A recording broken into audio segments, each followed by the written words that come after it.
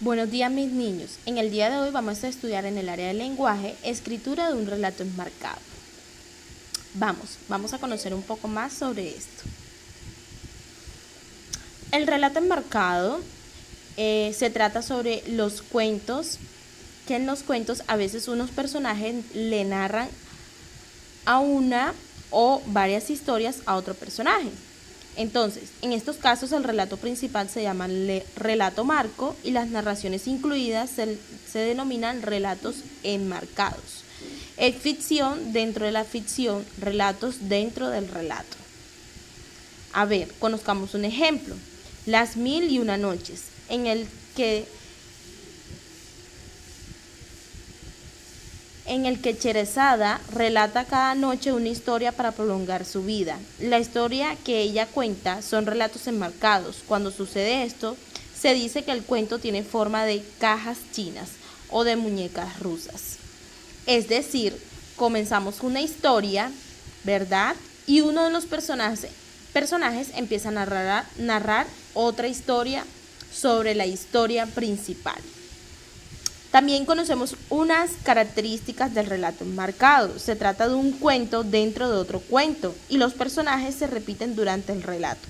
El relato principal es el marco y los personajes se repiten durante todo el libro.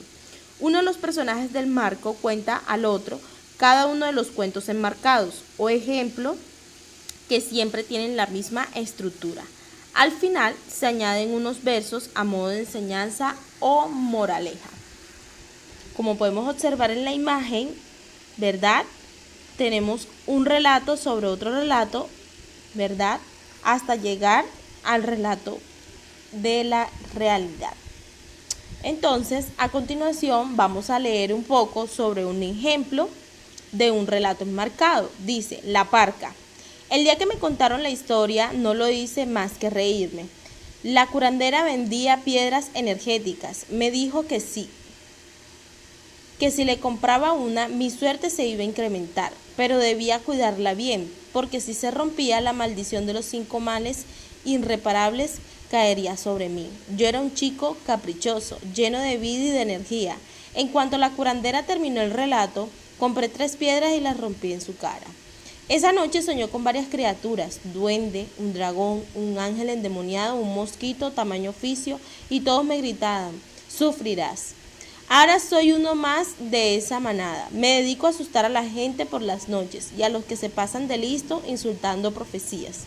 Les propino una muerte rápida. Siento envidia, ya que daría cualquier cosa por correr la misma suerte, en vez de esta semivida de oscuridad. La gente me llama el Parca. Visto una túnica negra y llevo una guadaña capaz de partir la tierra en dos.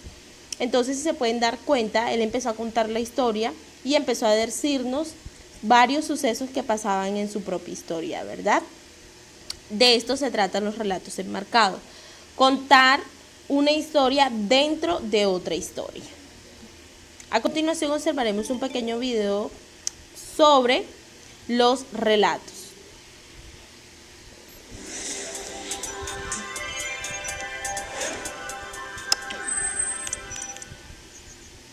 Pasos para escribir un relato. 1. Elige un tema. Céntrate en la escena y trabaja sobre ella para que quede grabada en la mente del lector. 2. Establece un narrador. Es importante que el tipo de narrador siempre sea el mismo. Por ejemplo, omnisciente o en tercera persona. 3. Delimita a los personajes. No tardes en presentarlos y no omitas detalles sobre ellos. El lector debe saber desde el principio quién interviene en la escena. Utiliza como máximo 3 personajes. 4. Plantea un cambio. Todo relato tiene una introducción, un desarrollo y un cambio final, en el que algo pasa para sorprender y hacer efectivo el relato. 5. Escribe indicios. Los personajes, la escena misma o el narrador deben dar pistas de lo que va a pasar, pero de forma sutil, a fin de que no se descubra la historia. 6. Revisa la ortografía. Para evitar faltas e incoherencias, cuida las puntuaciones y las tildes para que tu relato tenga éxito. Sugerencias. Varios escritores se enfrentan a la temida página en blanco. Para salir de esta situación, existen técnicas de desbloqueo. Una de ellas es me acuerdo, en ella se recuerda una historia de la infancia y se escribe comenzando por la frase me acuerdo. Verás cómo a partir de esa historia descubrirás miles de posibilidades. Te invitamos a escribir un relato.